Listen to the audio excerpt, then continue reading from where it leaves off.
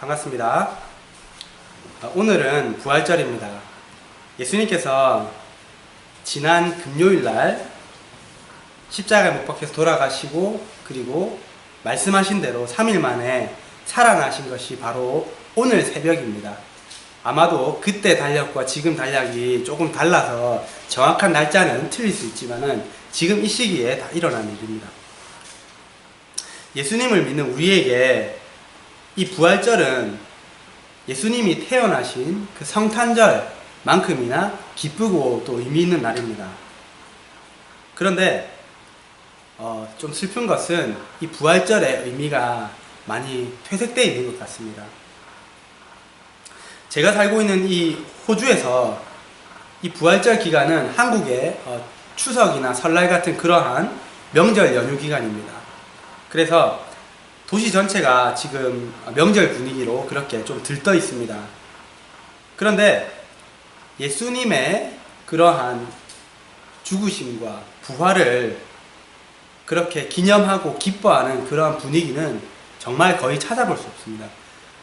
만약에 크리스마스 때 어디 가면 그래도 예수님이 태어나신 그 모형이라든지 십자가라든지 이런 게 있는데 부활절에는 그런 거를 특히나 더 찾아볼 수 없습니다. 그리고 심지어 이 날이 무슨 날인지도 모르는 사람들이 꽤 많이 있습니다. 저도 같이 정육점에 일하는 그 동료들이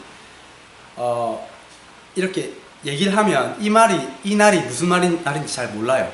그래서 정말 이 크리스마스가 예수님이 태어나신 날인데 사람들은 예수님보다 이제는 산타를 더 많이 기억하는 그러한 날이 돼버린 것처럼 정말 이 부활절에 여기 서양에서는, 이 호주에서는 어떤 것이 예수님의 자리를 대체했냐면 이 부활절 토끼입니다.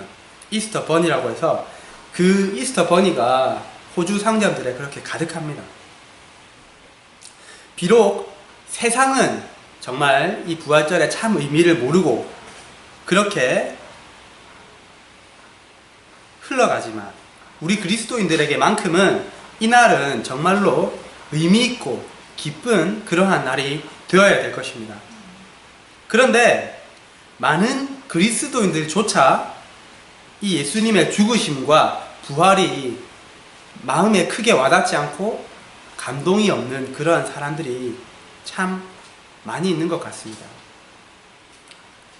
그 원인을 생각해 보면 물론 이러한 세상적인 그러한 흐름에 그렇게 상업화되어 버린 그러한 흐름에 묻혀서 그럴 수도 있고 또 우리가 신앙생활을 하면서 수십 년간 신앙생활을 하면서 이 예수님의 죽으심 그리고 이 부활에 대해서 너무나도 많이 듣고 그리고 너무나도 많이 보아왔기 때문에 우리 마음에 영적인 굳은살이 배겨서 그럴 수도 있습니다.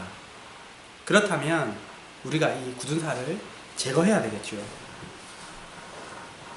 또는 세상에 많은 다른 생각들이나 다른 근심 걱정들이나 그러한 것들로 인해서 정말 예수님의 그 밭 비유와 같이 정말 내 마음속에 그러한 가시나 이런 것들이 많아서 그것이 그 기쁨이 부활의 기쁨이 나에게 찾아오지 않고 빼앗기는 것일 수도 있습니다. 또는 이것을 내가 머리로는 아는데 예수님께서 나를 위해 죽으시고 그리고 3일 만에 부활하신 것을 머리로는 아는데 그것이 나에게 개인적으로 어떤 의미가 있는 것인가 이것을 잘 몰라서 그것이 마음에 와닿지 않는 분들도 있다고 생각됩니다. 그런데 생각해 보십시오. 만약에 우리가 정말 성령으로 충만하다면 우리가 하나님의 영으로 충만하다면 어떻게 이 날을 기뻐하지 않을 수 있겠습니까?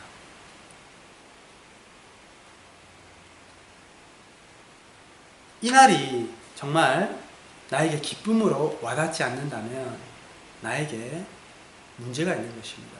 내가 성령으로 충만하지 않다는 것입니다. 그런데 저도 이 부활절 기간을 금요일부터 쭉 지내면서 이 문제를 발견했습니다. 그리고 하나님 앞에 이 문제를 내어놓고 은혜를 구했습니다. 하나님, 이 부활절인데 이것이 나에게 그렇게 큰 기쁨으로 다가오지 않습니다. 별 느낌이 없습니다. 주님, 나에게 무슨 문제가 있습니까? 주님, 나를 회복시켜 주십시오. 그리고 나서 말씀을 준비하는 중에 하나님께서 이 부활절에 기쁨과 감사와 은혜를 회복시켜 주셨습니다.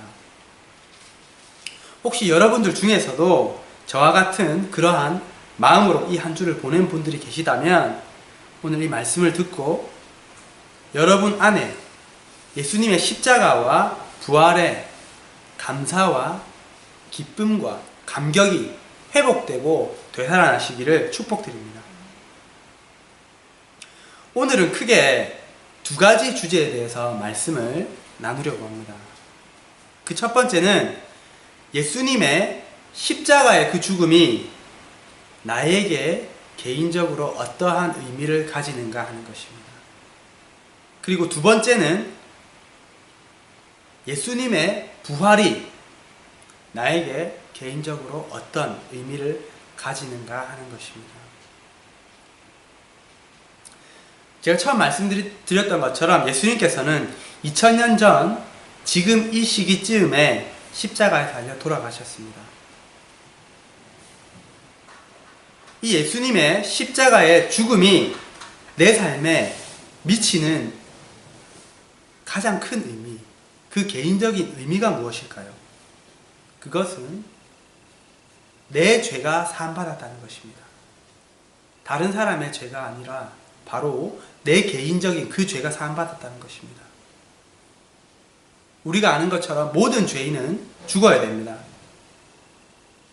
죄가 사단을 통해서 아담과 하와에게 들어갔고, 그래서 아담과 하와도 죽어야 했습니다. 그리고 우리도 죽어야 됩니다.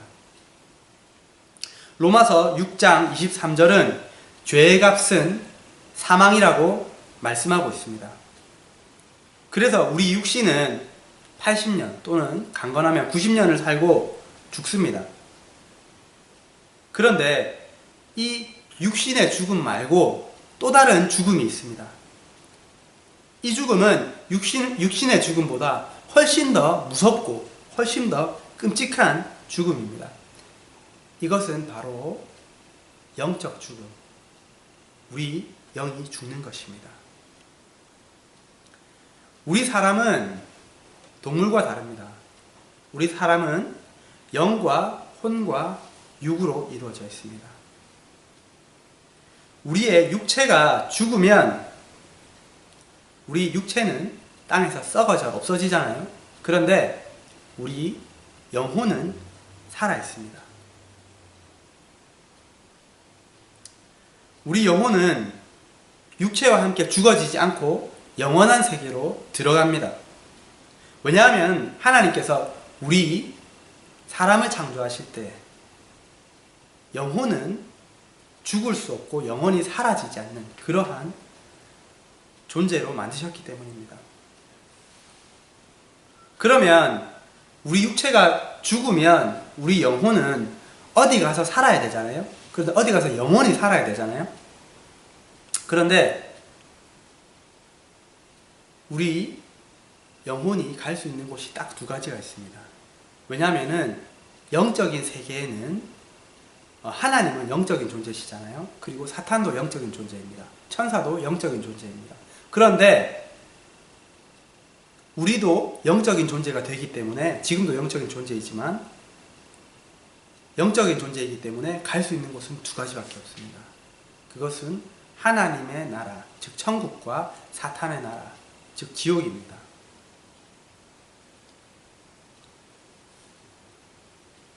우리가 그런데 죄를 가지고 있으면 하나님의 나라, 즉 천국에 갈 수가 없습니다.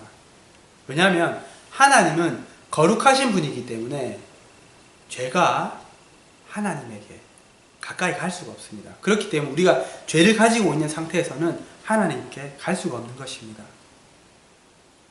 그러면 우리 영혼이 가는 곳은 자동적으로 사탄의 나라, 지옥으로 가게 될 수밖에 없는 것입니다.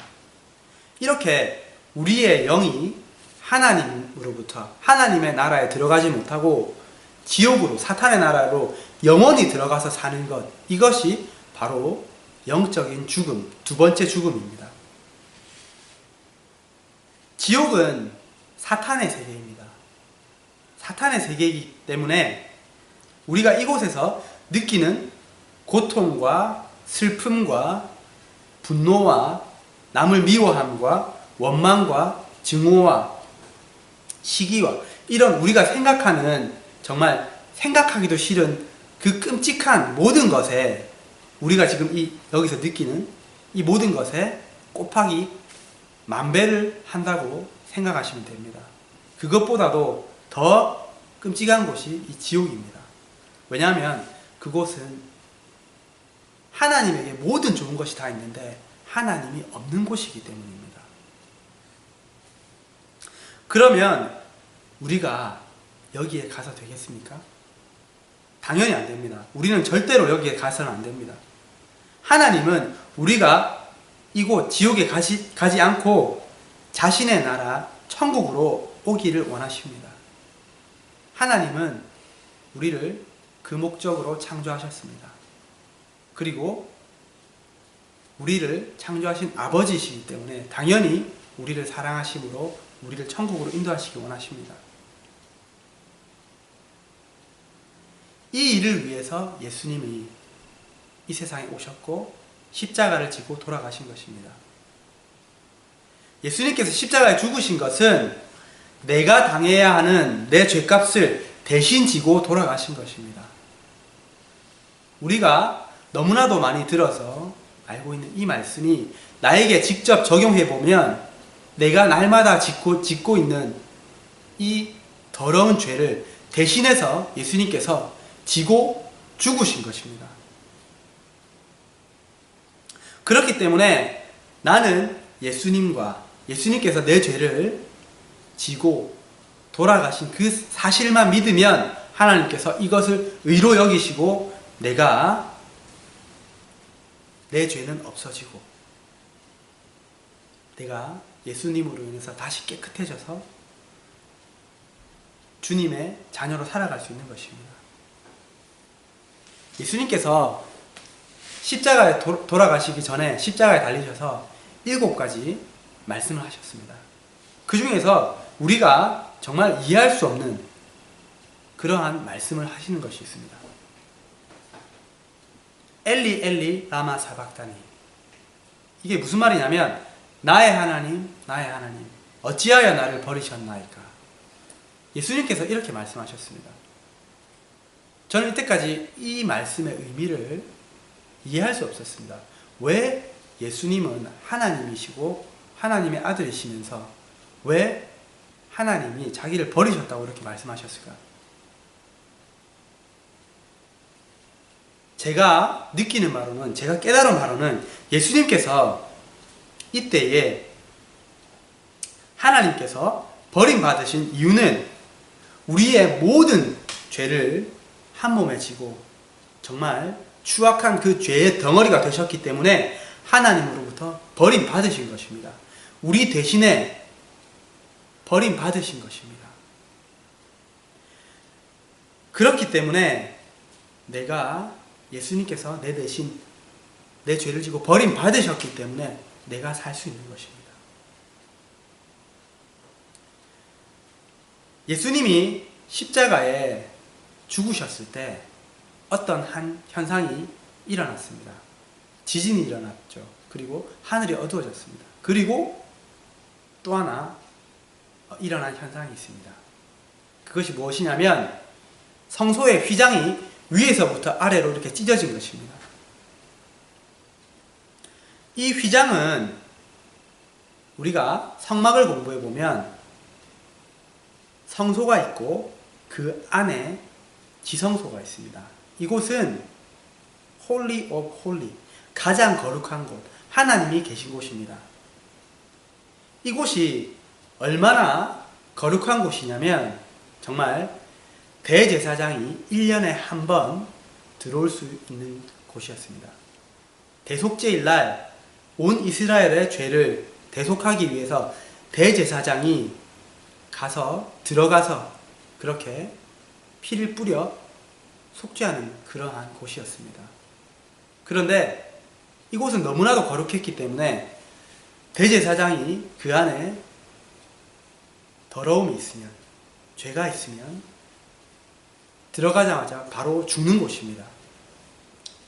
그래서 대제사장이 그 지성소로 들어갈 때는 허리에 끈을 묶고 들어갔습니다.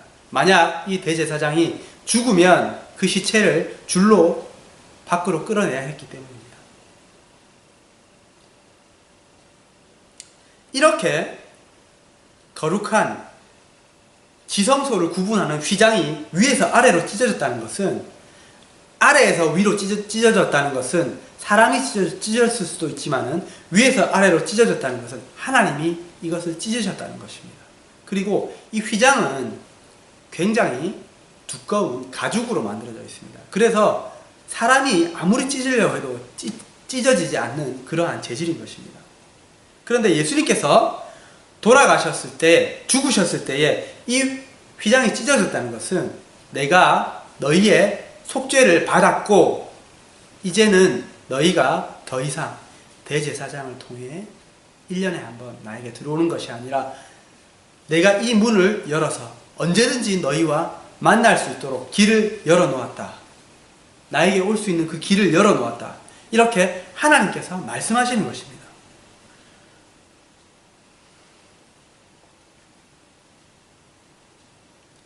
이것이 예수님께서 죽으신 것이 나에게 개인적으로 의미하는 바입니다. 내 죄를 사하시고 하나님께로 가는 그 길을 여신 것입니다. 그리고 이것 말고 또 다른 예수님의 십자가가 나에게 개인적으로 주는 의미가 있습니다. 이것은 나도 예수님과 함께 십자가에 죽는 것입니다. 갈라디아 2장 20절 이렇게 말씀합니다. 내가 그리스도와 함께 십자가에 못 박혔으니.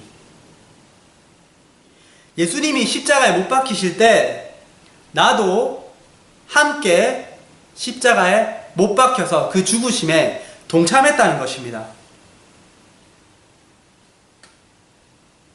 그러면 내가 이렇게 버젓이 살아있는데 무엇이 죽었단 말입니까? 내가 어떻게, 나는 한 번도 십자가에 달려서 못 박힌 적이 없는데 무엇이 죽고 무엇이 십자가에 못 박혔단 말입니까? 이것은 내 죄된 옛사람입니다. 옛사람이라고 하니까 지금은 없는 것 같은데 지금도 있습니다.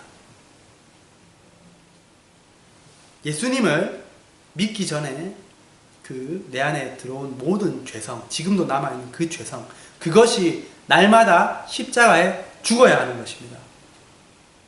저는 정말로 날마다 저의 이 더러운 옛사람을 발견합니다. 이번 주에도 고난주간이었는데 이번 주에도 정말 내 옆에 있는 동료를 시기하고 질투하는 제 자신을 발견했습니다. 그리고 돈 때문에 마음이 흔들리고 마음이 상하는 제 자신을 발견했습니다. 이렇게 내 죄된 자아를 발견할 때마다 그 옛사람을 예수 그리스도와 함께 십자가에 못 박아 죽여야 합니다. 내 안에 있는 음란함과 방탕함과 세상을 사랑함과 시기와 질투와 교만과 돈을 사랑하는 것, 화내고 불평하는 것, 피해의식, 자기연민, 이 모든 것, 내 안에 있는 모든 더러운 것들, 하나님으로부터 말미암지 않은 것들, 사단이 나에게 주는 것, 내 안에 자라난 것, 이 모든 것들 십자가에 예수님과 함께 못 박아 죽여야 됩니다.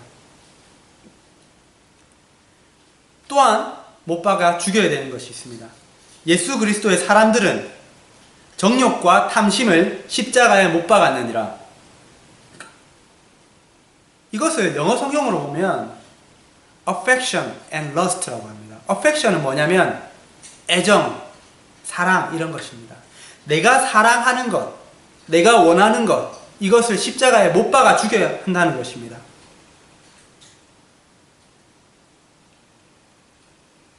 그리고 내 의지를 십자가에 못 박고, 내가 원하는 것을 십자가에 못 박고, 이제는 내가 사는 것이 아니라 내 안에 그리스도께서 사시는 것이라. 만일 우리가 성령으로 살면 성령으로 행할지니, 우리는 이제 더 이상 예수 그리스도와 함께 십자가에 못 박혔기 때문에 내가 사는 것이 아니라 그리스도로, 성령으로 살아가야 합니다. 이 말은 성령께서 나에게 하시는 말씀대로 살아가야 한다는 것입니다.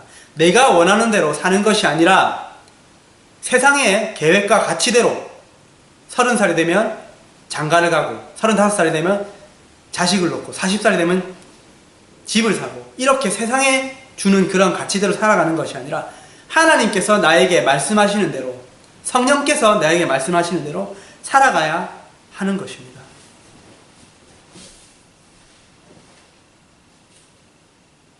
이러한 삶을 사는 자들은 자기를 부인합니다. 예수님께서 말씀하셨습니다. 누구든지 나를 따라오려거든 자기를 부인하고 자기 십자가를 지고 따라올 것이니라. 예수님께서 이 말씀을 십자가 지기 훨씬 전에 말씀하셨습니다. 마치 자기가 십자가를 질 것을 아셨던 것처럼, 물론 아셨겠죠. 그리고 우리에게 그렇게 하라고 말씀하셨습니다. 자기를 부인하라는 것이 무엇입니까? 내 욕망, 내 정욕과 탐심을 십자가에 못 박으라는 것입니다. 예수님께서 십자가를 지시기 전날 밤에 겟세마네 동산에서 이렇게 기도하셨습니다. 하나님, 이 잔을 내게서 거두어 주십시오.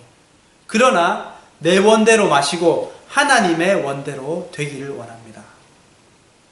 그리고 나서 그것이 잘 되지 않으니까 다시 또 기도하십니다. 하나님, 이 잔을 내게서 거두어 주십시오. 그러나 내 원대로 마시고 하나님의 원대로 하십시오.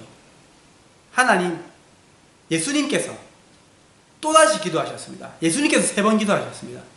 예수님께서 3번 기도하셨다면 우리는 3000번, 30,000번, 3억 번 기도해야 될 것입니다.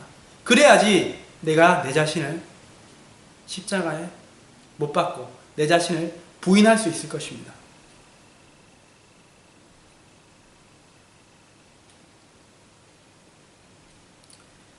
이것이 예수님께서 십자가에 못 박혀서 돌아가신 것이 내 삶에 개인적으로 주는 의미입니다.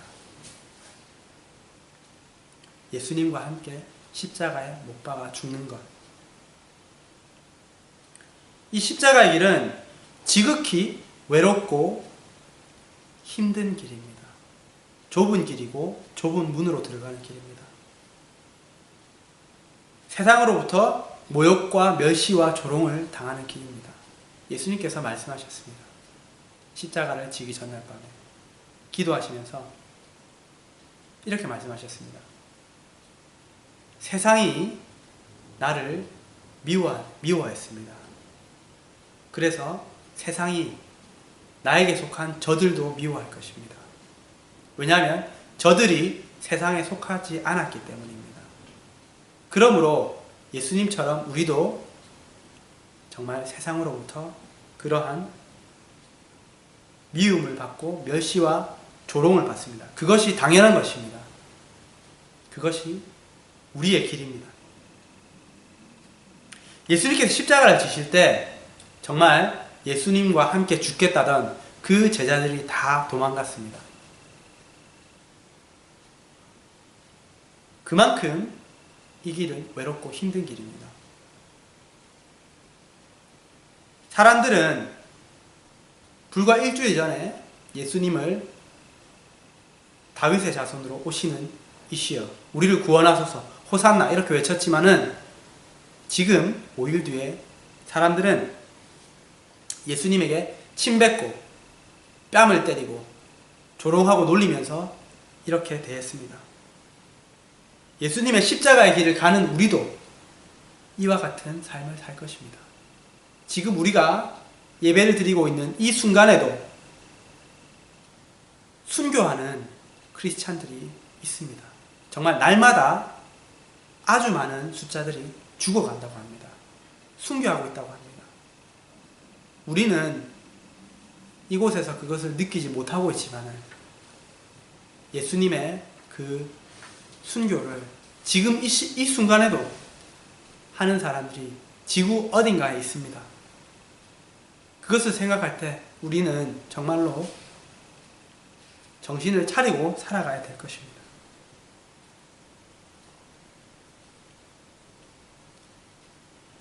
우리가 비록 이러한 세상의 미움과 핍박 속에 살아가지만 우리에게는 소망이 있습니다.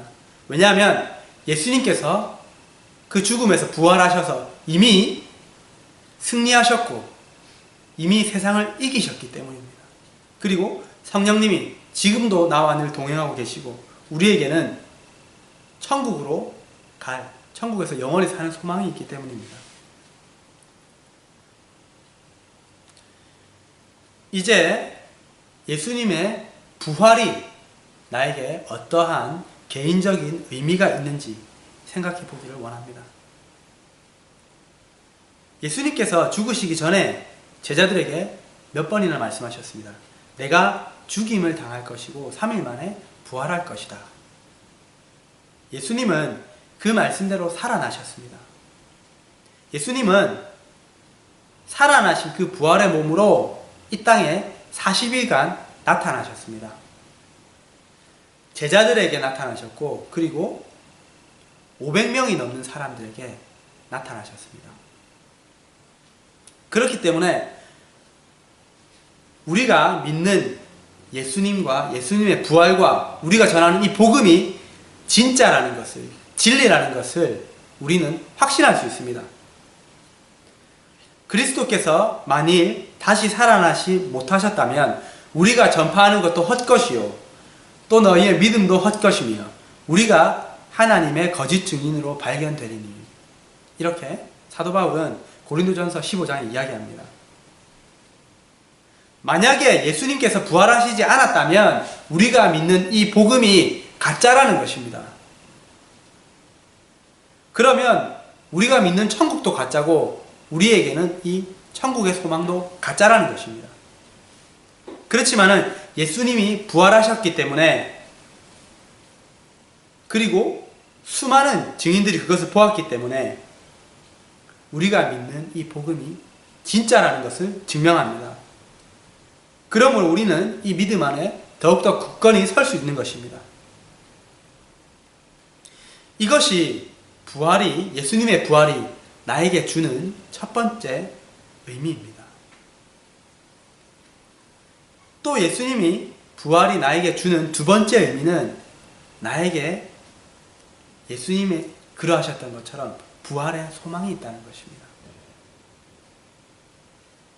그리스도께서 죽은 자 가운데서 다시 살아나사 잠자는 자들의 첫 열매가 되셨도다.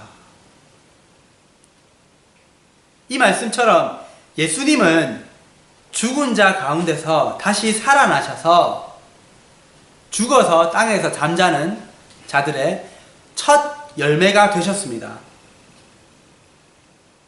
우리가 죽으면 우리도 예수님처럼 부활해서 이 부활의 열매가 될 것이라는 것입니다.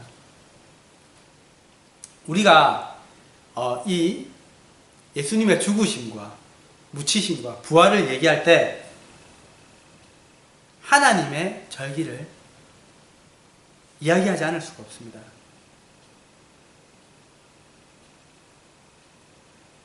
이 하나님의 여호와의 7절기는 하나님께서 예수님께서 오시기 몇천 년 전에 이스라엘 백성들에게 해마다 이 시기가 되면 이 절기가 되면 너희가 이것을 지켜서 기념해라 그렇게 말씀하신 것입니다.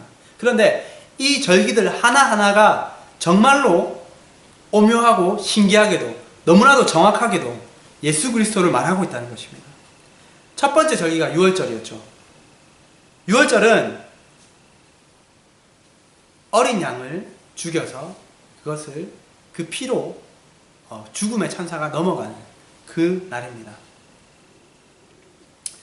예수님은 유월절 어린 양 잡는 그때에 정확하게 돌아가심으로 이 유월절을 이루셨습니다.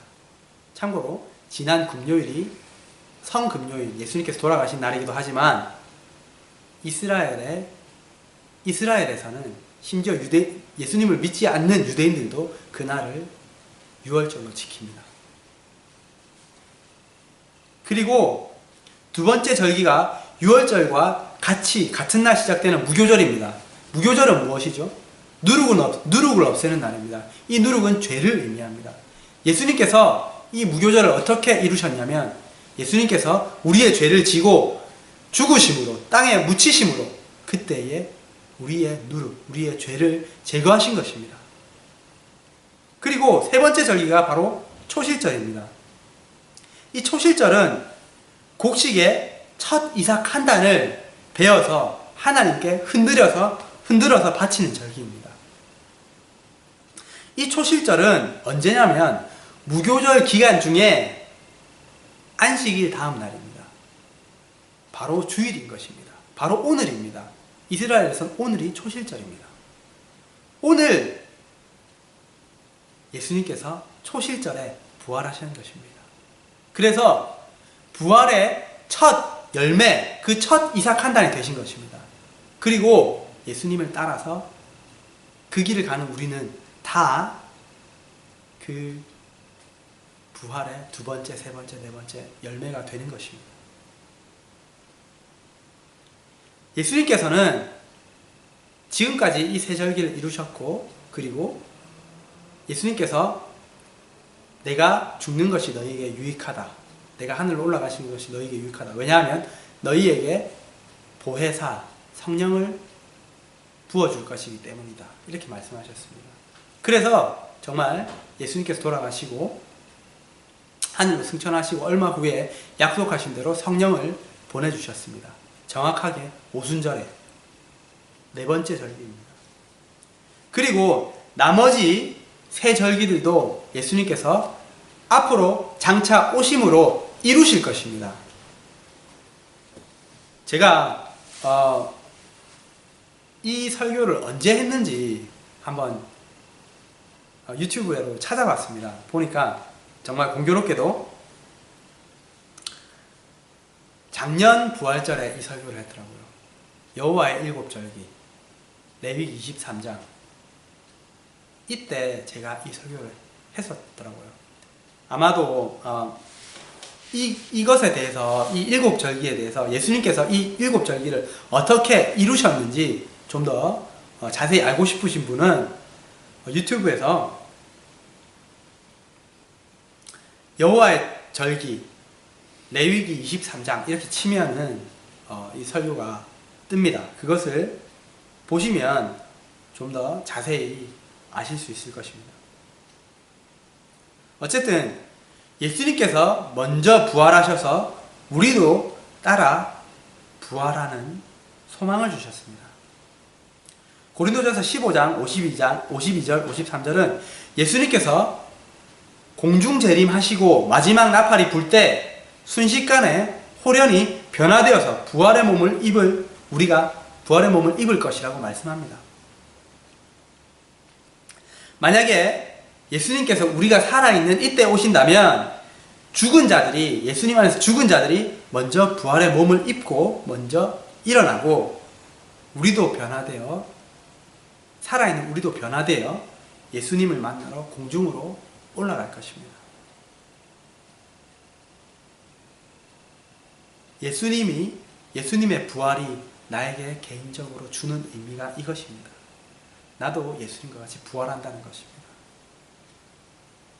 예수님께서 지금 이 시간에 오신다면 내 몸이 부활의 몸을 입고 하늘나라로 올라간다는 것입니다.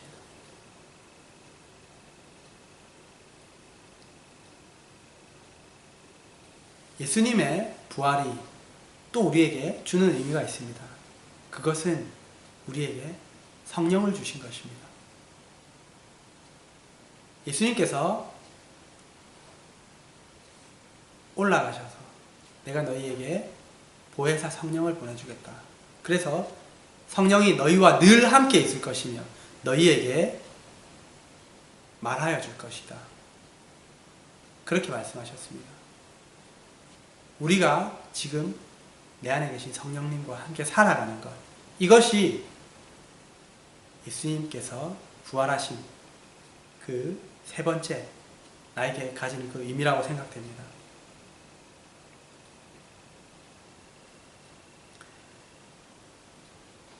이 부활의 몸은 다시 죽는 몸과 다릅니다. 예수님께서 죽은 나사로를 살리시고 또 그 야이로의 딸이었죠. 그 딸을 살리셨습니다. 그리고 예수님 외에도 죽은 자를 살린 기적들이 성경에 몇 번 나옵니다. 그리고 지금 이 시대에도 죽었다가 살아났다고 간증하는 그런 사람들이 있습니다. 그런데 이 사람들은 일시적으로 살았지만은 세월이 지나면 다시 죽습니다. 이것은 부활이 아니라 소생한 것입니다. 그렇지만은 부활의 몸을 입은 우리는 다시 절대 죽지 않습니다. 제가 아까 우리 영은 영원히 죽지 않고 살 것이라 말씀드렸는데, 우리의 육체 또한 다시 살아서 부활의 몸을 입고 영원히 살아갈 것입니다. 그래서 예수님의 부활은 사망을 물리치셨습니다. 사망아, 너의 승리가 어디 있느냐? 사망아, 네가 쏘는 것이 어디 있느냐? 이렇게 우리를 영원히 살리시는 것, 이것이 우리에게 있는 부활의 소망입니다. 우리 기도드림으로 말씀을 맺겠습니다. 먼저 내 죄를 지고, 정말 날마다 짓는 이 더러운 내 죄를 지고 예수님께서 십자가에 죽으심으로 하나님으로부터 버림받으심으로 내가 살 수 있게 되었습니다. 그것에 감사하는 기도를 드리시기 바랍니다.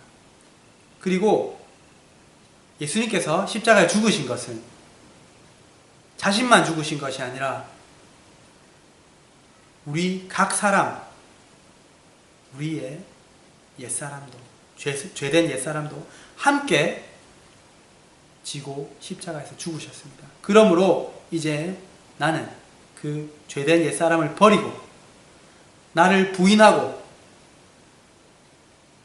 성령님이 내 주인이 되셔서 성령께서 말씀하시는 대로 살아가기 원합니다. 우리 이렇게 기도 드리시기 바랍니다. 그리고 마지막으로 이 부활의 기쁨과 소망을 가지고 감사하며 감격하며 살아갈 수 있는 내가 되게 해달라고, 우리가 되게 해달라고 기도드리겠습니다.